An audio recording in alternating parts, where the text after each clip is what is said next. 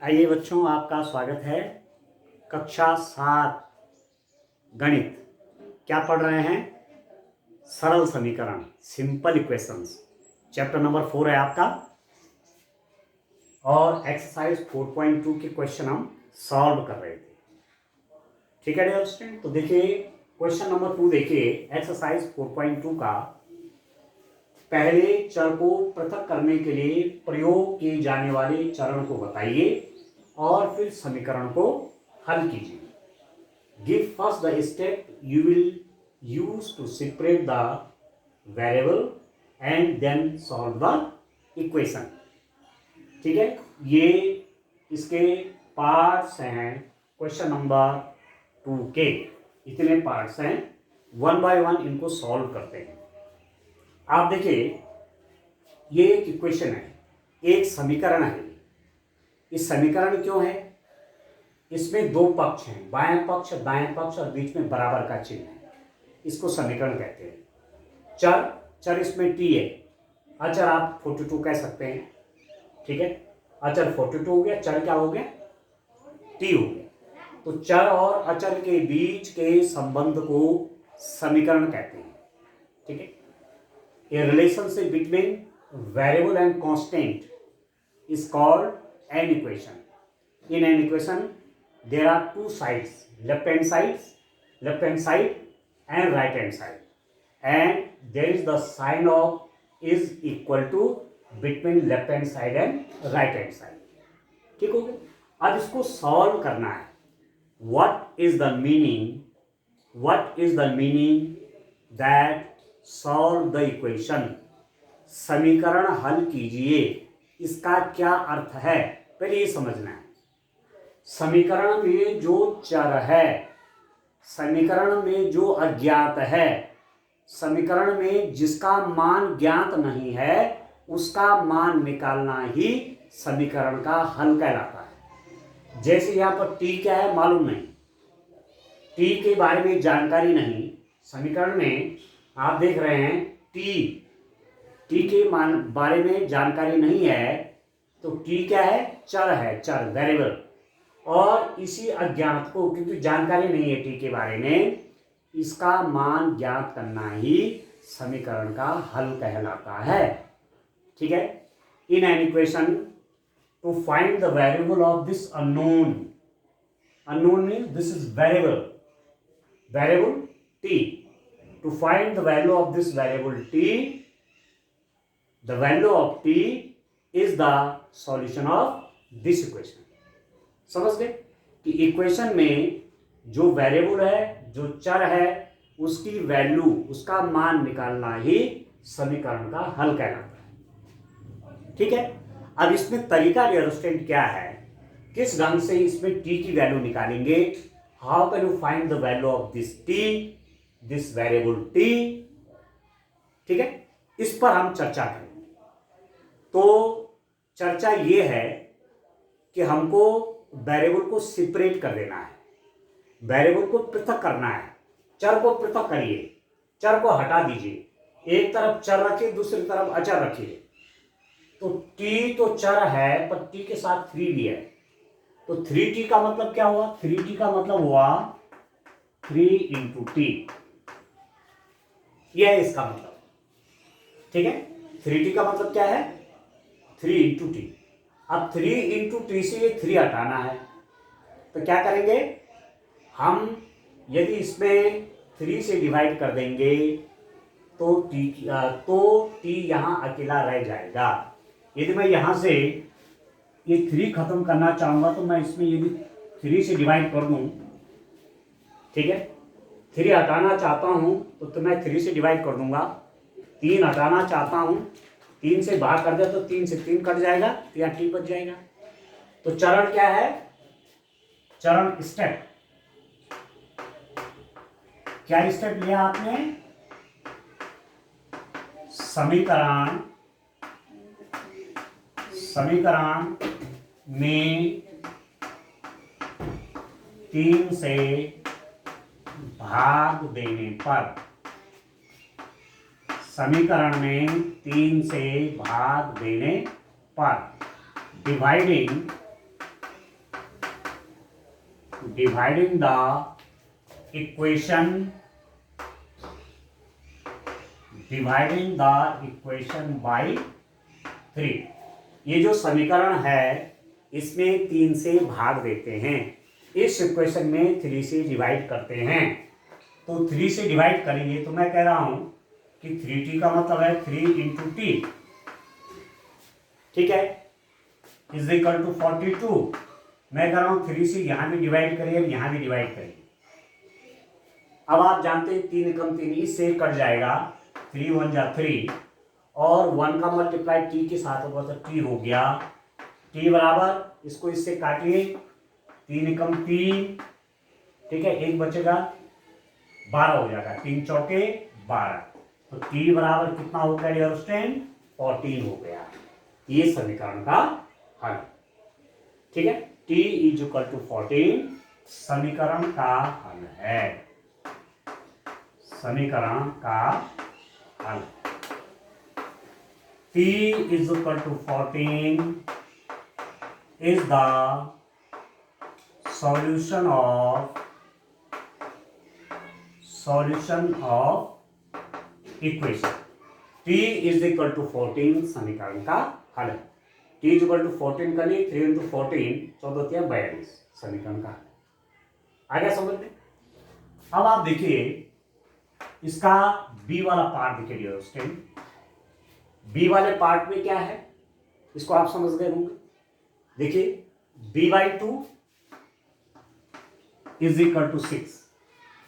अब सबसे पहले आपके दिमाग में एक बात आनी चाहिए कि what is the variable in this question. इस समीकरण में चर क्या है, ऐसा क्या है जो मुझे ज्ञात नहीं है। तो b है। I do not know the value of this b, so this b is a variable। मुझे b के बारे में जानकारी नहीं है तो b क्या है? चर है। ये एक समीकरण है। समीकरण क्यों है? बीच में बराबर का चिन्ह है, ये लेफ्ट हैंड साइड है और ये राइट हैंड साइड है। Is equal to sign is there, left hand side right hand side. तो समीकरण हो गया, ये चर है, अननोन है, इसके बारे में जानकारी नहीं है, तो इसकी वैल्यू निकालनी है। इसकी वैल्यू कैसे निकलेगी? इसकी वैल्यू निकलेगी जब मैं b को अलग कर दूंगा, b अलग हो जाएगा तो b बराबर कितना आएगा, वही समीकरण का हल है। ठीक है, तो क्या करना चाहिए? अब यहां 2 है, देखो भाग देने में यहां 2 है, इसके हर में 2 है, ठीक है। In the denominator of this b there is 2।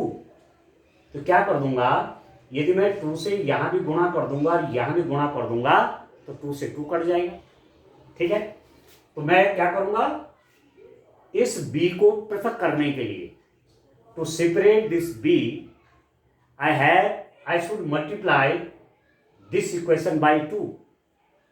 बाएं तरफ केवल b रहे, ये 2 हट जाए, इस समीकरण में 2 से गुणा करने पर ये हो गया चरण। स्टेप लिखना है ना कि क्या स्टेप आप यूज कर रहे हैं, ठीक हो गया। तो क्या चरण हो गया आपके पास, स्टेप क्या ले रहे हैं आप? मैं कह रहा हूं समीकरण में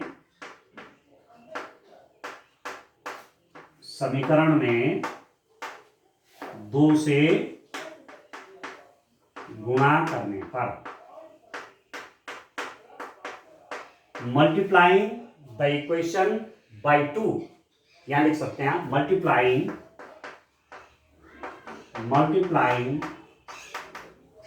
द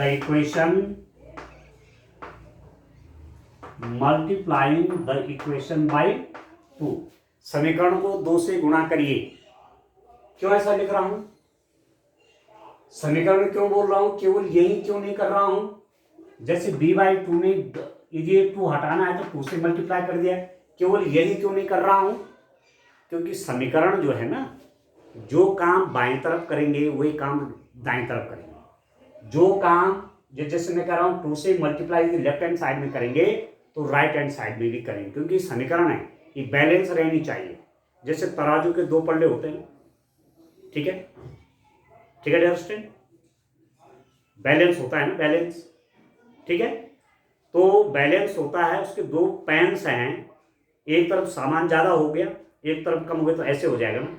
आप क्या करते हैं, उसको बैलेंस करते हैं। तो यदि यहाँ 2 से मल्टीप्लाई करेंगे तो यहाँ भी करेंगे, ठीक हो गया। तो अब कितना हो गया, b/2 into 2 is equal to 6 into 2। जो बात लेफ्ट हैंड साइड में करेंगे वही बात राइट हैंड साइड में करेंगे।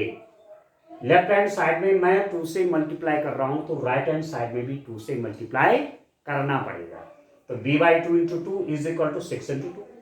अब आप देखो, 2 से 2 कट जाएगा, 2 1 जा 2, 2 एकम 2, b की गुणा 1 में हुई तो हो गया b बराबर 6 दूने 12, b इज इक्वल टू 12। तो ये समीकरण का हल है। ये समीकरण का हल इसको क्यों कह रहे हैं, ये चर है, ठीक है, और चर का मान निकल गया। ये अज्ञात है, ज्ञात नहीं था, इसकी वैल्यू निकल गई, ठीक हो गया। In this equation I find b is equal to 12. b means unknown, b means variable, and to find the value of the variable in an equation, it means this is the solution of equation. समीकरण में चर का मान प्राप्त करना ही तो समीकरण का हल होता है। तो आ तो गया चर का मान, तो ये समीकरण का हल है। तो आप लिखेंगे b इज इक्वल टू 12 समीकरण का हल है। b is equal to 12 is the solution of an equation. ठीक है डियर, इस रूप में करेंगे। चलिए इसके अन्य पार्ट्स भी देखते हैं। इसमें सी है, डी है, एच तक के सॉल्व करना है। तो अब आप देखिए, मैं सी वाले पार्ट की ओर चलता हूं। मुझे पूरा विश्वास है कि आप समझ रहे होंगे और अभी फंडामेंटल चल रहा है, बिल्कुल मूल बात आ रही है। बहुत शुरू से काम आप कर रहे हैं, छोटे स्टेज से काम हो रहा है। यदि यहाँ आप ठीक से इस बात को समझ जाते हैं कि समीकरण क्या होता है, समीकरण में चर कौन है, समीकरण में अचर कौन है, समीकरण में बायां पक्ष कौन है, समीकरण में दायां पक्ष कौन है, ठीक है, और समीकरण का हल का क्या मतलब है, इतनी बातें यदि आप जान जाएं तो आगे इक्वेशन सॉल्व करने में आपको कोई दिक्कत नहीं आएगी। ठीक है, तो अब आप देखिए तीसरा वाला पार्ट है मेरे पास सी। इक्वेशन है p/7 इज इक्वल टू 4। यह है इक्वेशन, ये इक्वेशन है डियर स्टूडेंट।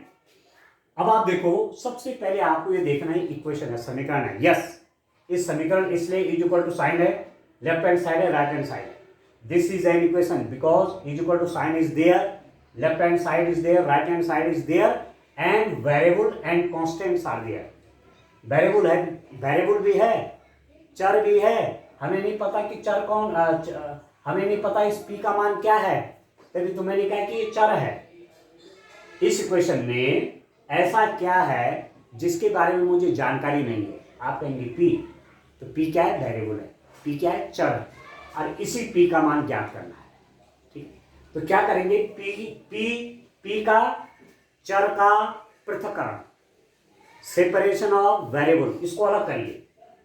अलग ही तब होगा जब 7 हटेगा। और 7 कहाँ है, 7 डिनोमिनेटर में, हर में। तो यदि मैं यहाँ 7 से ऊपर गुणा कर दूं तो यहाँ भी करना पड़ेगा, यहाँ भी करना पड़ेगा। ठीक है, तभी जाकर के समीकरण बैलेंस होगी। ऐसा नहीं कि आपने यहाँ 7 से मल्टीप्लाई कर दिया, यहाँ नहीं किया, वो गलत हो गया। ठीक है, जो काम यहाँ करेंगे, जो नियम यहाँ लागू करेंगे, वही नियम यहाँ लागू करेंगे। ठीक है, तो क्या स्टेप कर रहा हूं, क्या है चरण स्टेप, इस वेरिएबल को सेपरेट करने के लिए क्या कर रहा हूं, समीकरण में 7 से गुणा करने पर, ठीक है, समीकरण में 7 से गुणा करने पर multiplying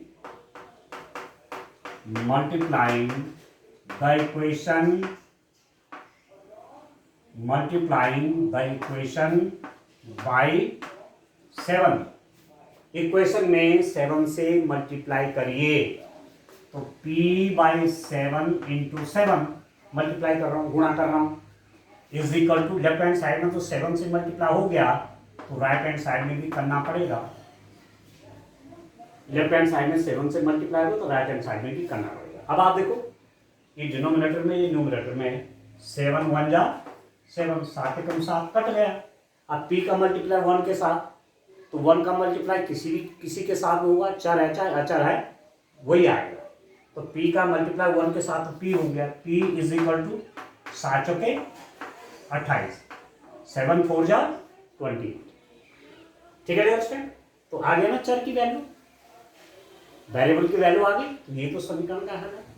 p is equal to 28 समीकरण का हल है। p is equal to 28 is the solution of the equation. P is equal to 28 is the solution of equation. ठीक हो गया। अब आप देखिए D वाला, इसका D वाला पार्ट देखिए डियर स्टूडेंट, क्या है आपके पास 4x इज इक्वल टू 25। कोई आपसे भी प्रश्न करता है इज दिस एन इक्वेशन, आपका आंसर होगा yes, this is an equation. Why is this an equation? Because there is a relationship between variable and constant. Is equal to sign is there, left hand side is there, right hand side is there, so this is an equation. कोई आपसे पूछेगा ये समीकरण है, आप कहेंगे हाँ। क्यों है समीकरण? चर और अचर के बीच एक संबंध है, चर और अचर के बीच संबंध है, बीच में बराबर का चिन्ह है, बाएं तरफ है दाएं तरफ है, लेफ्ट हैंड साइड है राइट हैंड साइड है, बायां पक्ष है दायां पक्ष है, तो समीकरण है। अब समीकरण में जो चर है ये वेरिएबल, दिस इज अननोन, इसकी जानकारी हमको नहीं है, तो इसका मान चाहिए, x का मान चाहिए। जब x का मान आ जाएगा तो वही समीकरण का हल है। What is the meaning? What is the meaning of solution of the equation? Solution of equation means you have to find the value of the variable in the equation. समीकरण का हल का मतलब हुआ कि समीकरण में जो चर है, जो अज्ञात है, जिसके बारे में जानकारी नहीं है, उसका मान निकालना है, वेरिएबल का मान निकालना है, चर का मान निकालना है, तो समीकरण हल होगी। ठीक है। अब 4x का मतलब क्या हुआ? 4x का मतलब what you understand? 4 into x. 4x का मतलब है 4 और x का गुणा, मल्टीप्लीकेशन बिटवीन 4 एंड x। तो अब x की वैल्यू कैसे निकलेगी? चरों का पृथक्करण, चर को अलग करना, चर अलग करो। चर अलग करो मतलब इस चर के साथ जो 4 है इसको हटाइए। ठीक है, इस वेरिएबल के साथ जो 4 का मल्टीप्लाई 4 को हटाइए, तो जब x अलग हो जाएगा तो जो x की वैल्यू आएगी वही क्या हो जाएगा? समीकरण का हल हो जाएगा। ठीक है, the value of the x is the solution of the equation. ठीक, अब क्या करूंगा? ये x रहेगा, क्या करूंगा? यहाँ 4 से डिवाइड करूंगा, 4 से भाग करूंगा, 4 से भाग करूंगा तो 4 से 4 कट जाएगा, तो बाएं पक्ष में भी करूंगा 4 से भाग, तो दाएं पक्ष में भी करूंगा। ठीक है, I divide this equation by 4। 4 से डिवाइड करूंगा तो 4 से 4 कट जाएगा, तो यहाँ 4 से डिवाइड करूंगा तो यहाँ भी करूंगा। ठीक है, तो स्टेप क्या हो जाएगा? चरण हम कह रहे हैं समीकरण में 4 से भाग देने पर, dividing the equation by 4, equation को 4 से डिवाइड करिए। अब क्या हो जाएगा? 4 से डिवाइड करूंगा तो 4 इंटू एक्स डिवाइड बाई 4। 4 से जब डिवाइड करेंगे तो 4 डिनोमिनेटर में आ जाएगा, हर में आ जाएगा, is equal to left hand side में तो किया, तो राइट हैंड साइड में भी करना पड़ेगा, तभी जा करके समीकरण संतुष्ट होगी, नहीं तो गलत हो जाएगा। यदि यहाँ 4 से डिवाइड करोगे तो यहाँ भी करना पड़ेगा, ठीक है। अब 4 से 4 कट गया, 4 1 जा 4, और 1 की मल्टीप्लाई x के साथ होगी तो x ही होगा, तो x इज इक्वल टू 25/4। अब आप इसको सॉल्व करने की इसको आवश्यकता नहीं है, यही आपकी यही x की वैल्यू है, ठीक है। तो x इज इक्वल टू 25 आ गया, चर का मान, वेरिएबल की वैल्यू आ गई, तो ये तो समीकरण का हल है। तो x इज इक्वल टू 25 समीकरण का हल है। x is equal to 25/4 is the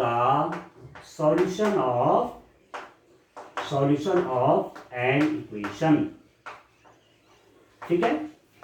इस समीकरण का हल हो गया 25/4, ठीक है डियर स्टूडेंट। चलिए अब इसका ई वाला पार्ट देखते हैं। तो ध्यान दीजिए, आप यहां ध्यान से काम करेंगे तो सब समझ में आएगा। एक एक बात आप समझेंगे तो आपकी समझ में ठीक से आ जाएगा, और समझ में ठीक से आ जाएगा तो क्वेश्चन करने में फिर आपकी आसानी हो जाएगी, आपके लिए आसानी हो जाएगी, ठीक है ना। तो चलिए नेक्स्ट क्वेश्चन देखता हूं। इस क्वेश्चन का नेक्स्ट पार्ट देखता हूं डियर स्टूडेंट। क्या है क्वेश्चन का नेक्स्ट पार्ट? डी तक कर दे, ई पे चलता हूं। ई क्या है? ई है आपके पास 8y इज इक्वल टू 36। ये equation 8y is equal to 36। अब सबसे पहले मैं आपसे क्या कह रहा था कि क्या देखना है? वेरिएबल, चर कौन सा है? आप बोलेंगे y। ये y चर क्यों है, ये वेरिएबल क्यों है? क्योंकि इसके बारे में मुझे जानकारी नहीं है, तो इसी का मुझे मान निकालना है, इसी की मुझे वैल्यू निकालनी है, ठीक है। जब इसकी वैल्यू निकल जाएगी y की, तो वही समीकरण का हल है। समीकरण का हल का मतलब क्या हुआ? समीकरण में चर का मान प्राप्त करना। अब इसका मतलब क्या हुआ? इसका मतलब है क्या? 8y मतलब this implies that 8 into y is equal to 36। यह है इसका मतलब। 8y का अर्थ क्या है? 8 into y, 8 और y का मल्टीप्लाई एक्चुअली, ठीक है। यहां पर मल्टीप्लाई का चिन्ह, गुणा का चिन्ह है। अब क्या करना है? सेपरेशन ऑफ वेरिएबल, चर का पृथक्करण, चर को अलग कर दीजिए। अब चर अलग कैसे होगा? इसके साथ तो ये भी है, तो इस 8 को हटाने के लिए 8 से डिवाइड करो, 8 से भाग दीजिए, यहां भी और यहां भी। 8 से डिवाइड करेंगे यहां भी, तो ये तो 8 से कट जाएगा, और यहां भी 8 से डिवाइड करना पड़ेगा। लेफ्ट हैंड साइड में 8 से डिवाइड हो रहा है, तो राइट हैंड साइड में भी 8 से ही डिवाइड करना पड़ेगा। इसको मतलब समीकरण को हल करने के लिए क्या कर रहा हूं? चरण देखिए, स्टेप। क्या स्टेप लिया मैंने ये किया, समीकरण में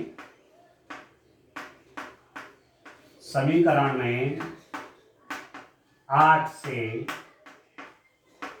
भाग देने पर, dividing the equation, divide the equation by 8। Equation में 8 से डिवाइड करिए, तो यहां भी करना है, तो यहां भी करना है। 8 into y by 8, left hand side में 8 से डिवाइड किया, तो राइट हैंड साइड में भी करना पड़ेगा डियर स्टूडेंट, नहीं तो क्वेश्चन गलत हो जाएगा। यहाँ 8 से डिवाइड, तो यहाँ भी करना पड़ेगा, तब जाके इक्वेशन क्या रहेगी? बैलेंस रहेगी, संतुलित रहेगी। अब 8 से तो 8 कर दिया, 8 1 जा 8, और y का मल्टीप्लाई 1 के साथ तो y रहेगा, y इज इक्वल टू, क्योंकि 1 का मल्टीप्लाई जिसके साथ भी होगा तो वही रहेगा, तो y इंटू 1 आपका y हो जाएगा। अब इसको इससे काटिए, 4 से कटेगा, 4 दूनी 8, 4 9 36, 4 2 जा 8, 4 9 जा 36, तो y की वैल्यू कितनी होगी? 9/2। तो आपके पास वेरिएबल की वैल्यू निकल गई। वेरिएबल की वैल्यू कितनी निकल गई? 9/2। इस चर का मान कितना हो गया? 9/2। तो y इज इक्वल टू 9/2 समीकरण का हल है। y is equal to 9/2 is the solution of the equation आ गया डियर स्टूडेंट समझ में? ठीक है बच्चों, ठीक हो रहा है? तो चलिए अब नेक्स्ट पार्ट की ओर आते हैं। नेक्स्ट पार्ट आपका कौन है? ई मैंने कर दिया है। अब एफ वाला पार्ट की ओर आते हैं। एफ में क्या है आप देखिए, एफ है आपके पास z/3 इज इक्वल टू 5/4। यही equation z/3 is equal to 5/4। अब सबसे पहले ये देखिए, ये इक्वेशन है, no doubt this is an equation. इसमें वेरिएबल क्या है, चर क्या है, जड़ है, चर इसमें जड़ है, ठीक है। तो इसका मान निकालना है जड़ का। कैसे निकलेगा? यदि मैं यहां से, अब यहाँ डिवाइड में है नहीं, भाग में है 3, तो यदि मैं 3 से मल्टीप्लाई यहाँ भी कर दूंगा, यहाँ भी कर दूंगा, तो 3 से 3 कट जाएगा, ठीक है ना। जो लेफ्ट हैंड साइड में करूंगा वही राइट हैंड साइड में करूंगा। लेफ्ट हैंड साइड में इस जड़ के डिनोमिनेटर में हर में 3 है, तो 3 का गुणा यहाँ भी करेंगे, यहाँ भी करेंगे, ठीक है। तो स्टेप चरण,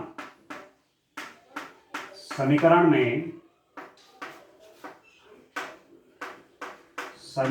में 3 से भाग देने पर dividing the equation by 3, dividing the equation by 3, समीकरण में 3 से भाग नहीं देंगे डियर स्टूडेंट। क्या करेंगे? अब आप देख रहे होंगे इस वीडियो को, तो आप देख रहे होंगे कि मुझे भाग नहीं देना चाहिए, बल्कि मुझे क्या करना चाहिए, गुणा करना चाहिए, ठीक है ना, समझ रहे होंगे, ठीक है। समीकरण में 3 से गुणा करने पर, ठीक है, डिवाइडिंग द इक्वेशन बाय 3, यानी 3 से मल्टीप्लाई, फिर डिवाइडिंग लिख दिया, हो मल्टीप्लाई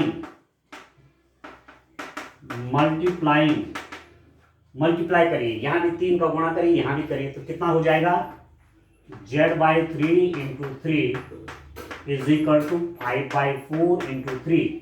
यहां मैंने 3 का गुणा किया, तो यहां भी 3 का गुणा किया, ठीक है। 3 से मल्टीप्लाई में यहां भी कर रहा हूं, तो यहां भी कर रहा हूं, z/3 into 3 is equal to 5/4 into 3। अब देखो ये डिनोमिनेटर में न्यूमरेटर में ये हर एक अंश है, इससे ये कट गया, 3 1 जा 3, और z की मल्टीप्लाई 1 के साथ होगी तो z हो गया, ठीक है। अब इसको समझिए ध्यान से, this is the multiplication of fractions. ये भिन्नों का गुणा है, 5/4 भिन्न है, फ्रैक्शन है, ये तो पूर्णांक संख्या है, इंटीजर है, इसको भी भिन्न बनाए, इसको लिख सकते हैं 3/1। 3 को क्या लिख सकते हो, 3/1, 3/1 इज इक्वल टू 3। अब ये भी भिन्न है, ये भी भिन्न है, ये भी फ्रैक्शन है, ये भी फ्रैक्शन है, दोनों का गुणा कैसे होगा, न्यूमरेटर का गुणा होगा, 5 के 15, 5 3 जा 15 डिवाइडेड बाई 4 1 जा 4, ठीक है। 5 के 15 और 4 एकम 4, तो z की वैल्यू कितनी होगी, 15/4। तो ये जो अज्ञात था, ये चर था, चर का मान निकल गया, तो z is equal to 15/4 is the solution of equation, ठीक है dear student. z is equal to 15/4, ठीक है, z इज इक्वल टू 15/4 समीकरण का हल है, ठीक हो गया। मुझे पूरा विश्वास है कि आपकी समझ में ये सब ठीक आ रहा होगा, ठीक है। चलिए अभी इसके 2 पार्ट और हैं, तो ये भी करके देखते हैं। अब जैसे जैसे आप जितने ज्यादा क्वेश्चन करेंगे उतने ज्यादा आपकी समझ में आएगा ये स्टूडेंट। तो अब आप देखिए नेक्स्ट पार्ट, देखिए इसका,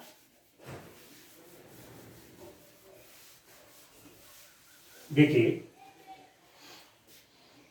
तो पहले तो समीकरण में आपने क्या करना है, चर को देखिए, चर कौन है, ठीक है। समीकरण में, इक्वेशन में वेरिएबल कौन है, उसकी पहचान कीजिए और उसकी वैल्यू निकालने का प्रयास कीजिए। वही समीकरण का सॉल्यूशन है। चलिए अब मैं जी वाला पार्ट करता हूं इसका। a/7 इज इक्वल टू 7/15, ये है question. a/7 is equal to 7/15, this is an equation. Equation क्यों है? इसमें एक चर है, ये वेरिएबल है a, ये अननोन है, इसके बारे में जानकारी नहीं, इसकी वैल्यू चाहिए। ठीक है, तो मुझे क्या करना चाहिए? इस 7 को हटाना है यहाँ से। 7 को कैसे हटाऊंगा? 7 से मल्टीप्लाई कर दूंगा, 7 से 7 कट जाएगा। अब 7 से मल्टीप्लाई 7 से यहाँ गुणा करूंगा तो यहाँ भी करूंगा। ठीक है, तो स्टेप क्या लिख देंगे? स्टेप आ जाएगा चरण समीकरण में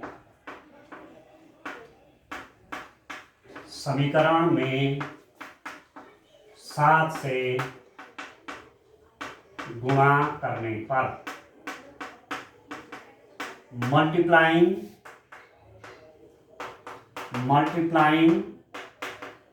द इक्वेशन बाय 7। अभी आपको समझ में आ रहा होगा कि कभी डिवाइड कर रहे हैं, कभी मल्टीप्लाई कर रहे हैं, कभी भाग दे रहे हैं, कभी गुणा कर रहे हैं। क्यों? क्योंकि इस 7 को काटने के लिए 7 से मल्टीप्लाई करना पड़ेगा। इस 7 हट जाए तो 7 से गुणा करना पड़ेगा। ठीक हो? तो क्या कर रहा हूं? a/7 into 7।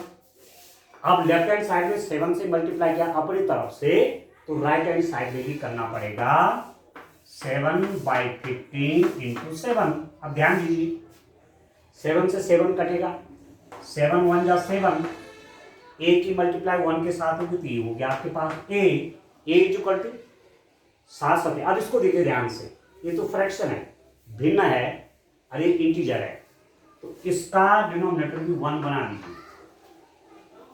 7/1 is equal to 7। ठीक है ना? 7 को क्या लिख सकते हैं? 7 इज इक्वल टू 7/1। कई बार आपसे पूछा जाता है कि 7 क्या है, परिमेय है, 7 परिमेय है कि नहीं है? आप बोलेंगे इज 7 रेशनल? 7 परिमेय संख्या है? आप बोलेंगे हाँ। क्यों? 7 को क्या लिख सकते हैं? 7/1। ठीक है, दिस 7 मे बी रिटन है 7/1, न्यूमरेटर बाय डिनोमिनेटर, अंश बटे हर, ये भी पूर्णांक है, ये भी पूर्णांक है, तो 7 को मैंने क्या लिख दिया? 7/1। अब ये भी फ्रैक्शन हो गया, ये भी फ्रैक्शन के रूप में है, तो अंश अंश की मल्टीप्लाई, 7 का 7 से मल्टीप्लाई, 49 डिवाइडेड बाय 15 का 1 से मल्टीप्लाई, हर का हर से multiply, multiplication by denominator to denominator, तो 15 इंटू 1 हो गया आपके पास 15। ठीक है, तो a की वैल्यू आ गई 49/, ठीक है डियर स्टूडेंट, a की वैल्यू आपके पास कितनी आ रही है?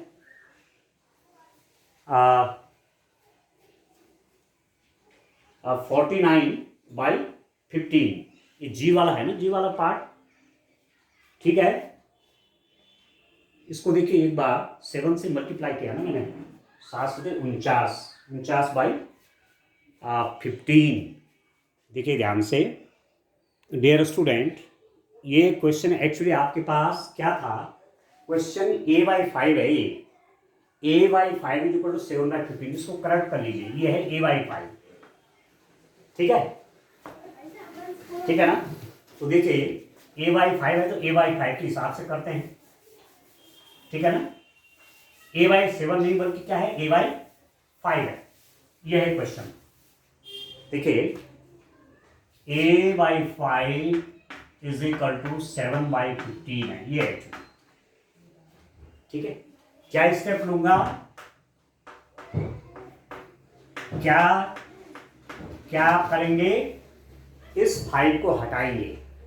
ये 5 कैसे हटेगा? ये डिनोमिनेटर में, हर में है, तो अंश में भी 5 से गुणा करेंगे, यहां भी 5 से गुणा करेंगे। आप लिखेंगे समीकरण में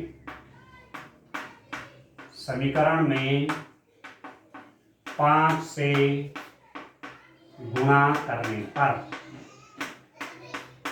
ठीक है, मल्टीप्लाइंग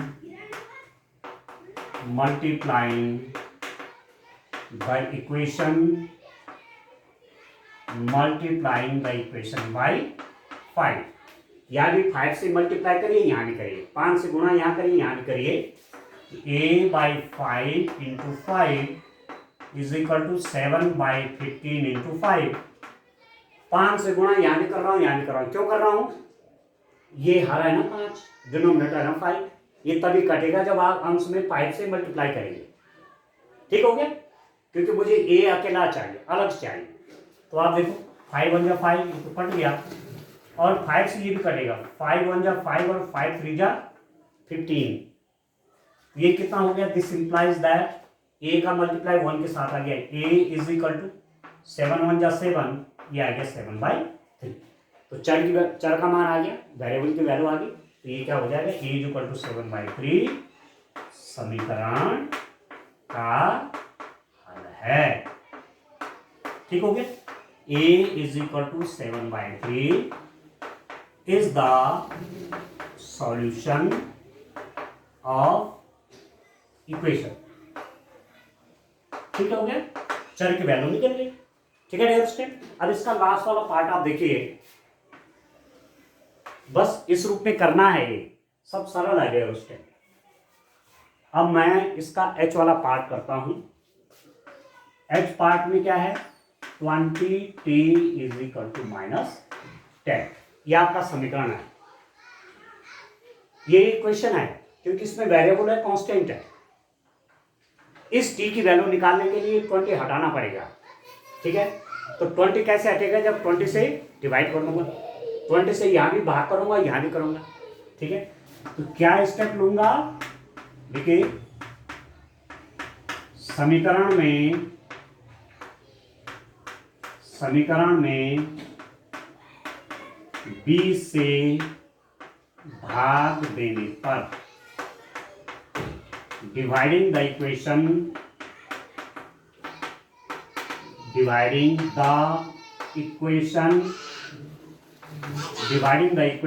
बाई 20 से डिवाइड करिए, यहां भी और यहां।